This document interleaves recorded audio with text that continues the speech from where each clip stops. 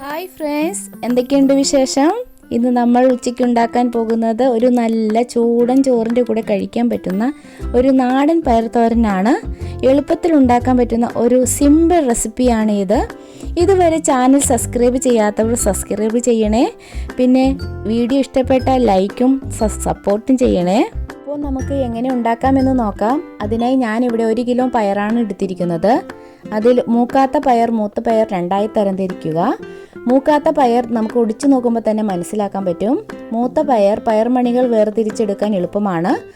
ഒരുപാട് മൂക്കാത്ത പയർ തൊലിയോടെ കൂടെ ഇടരുത്. ഇത് വെന്ത് കഴിയുമ്പോൾ തൊലി ഹാർഡാകും. അതുകൊണ്ട് അത്തരത്തിലുള്ള പയർ നമ്മൾ യൂസ് ചെയ്യരുത്. അതിനായി ഒരു ചീനിച്ചട്ടി അടുപ്പത്ത് വെച്ച് ചൂടായതിനു ശേഷം അതിലേക്ക് അരിഞ്ഞു വെച്ച പയർ ഇടുക. നമ്മൾ പയറിനനുസരിച്ചുള്ള വെള്ളമാണ് ഉപയോഗിക്കേണ്ടത്. പയറിൻ്റെ ഒപ്പം നമ്മൾ വെള്ളം ഉപയോഗിക്കരുത്. ഞാനിവിടെ 1 കിലോ നാടൻ പയറാണ് എടുത്തിരിക്കുന്നത്. അതുകൊണ്ട് ഞാനിവിടെ 1/4 ഗ്ലാസ് വെള്ളമാണ് ഉപയോഗിച്ചിരിക്കുന്നത്. ആവശ്യത്തിന് ഉപ്പും ചേർത്ത് 10 മിനിറ്റ് വേവിക്കുക. വേവിച്ച പയർ മറ്റൊരു പാത്രത്തിലേക്കാക്കി മാറ്റി വെക്കണം.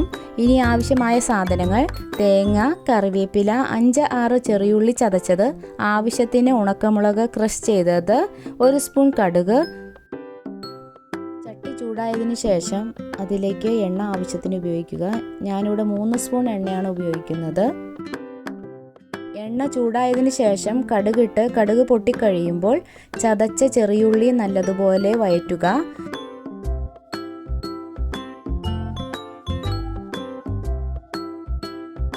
ഈ പാകമാകുമ്പോൾ ഉണക്കമുളക് ക്രഷ് ചെയ്തത് ഇട്ട് കൊടുക്കുക. എണ്ണയിൽ നല്ലതുപോലെ മൂപ്പിച്ചെടുക്കണം.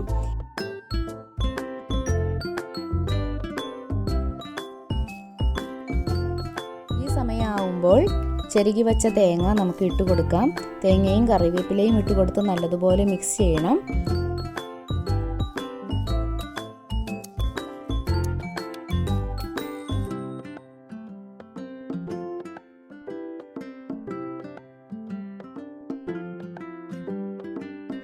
ഇതിലേക്ക് നമ്മൾ വേവിച്ച് വെച്ച പയറിട്ട് കൊടുത്ത് മിക്സ് ചെയ്യുക. കുറച്ച് വെച്ചാണ് നമ്മൾ ഇട്ട് കൊടുക്കുന്നത്. ഇതുപോലെ നല്ലതുപോലെ ഇളക്കി യോജിപ്പിക്കുക.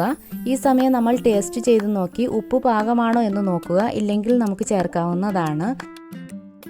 അങ്ങനെ നമ്മുടെ സ്വാദിഷ്ടമായ, ടേസ്റ്റിയായ, സിമ്പിളായ നമ്മുടെ നാടൻ പയർ തോരൻ റെഡിയായി. ഇതെല്ലാവരും ഉണ്ടാക്കി കഴിക്കണം. ഇഷ്ടപ്പെട്ടാൽ കമൻറ്റ് ബോക്സിൽ പറയണം. ലൈക്ക് ചെയ്യണം, സബ്സ്ക്രൈബ് ചെയ്യണം, സപ്പോർട്ട് ചെയ്യണം. Thank you.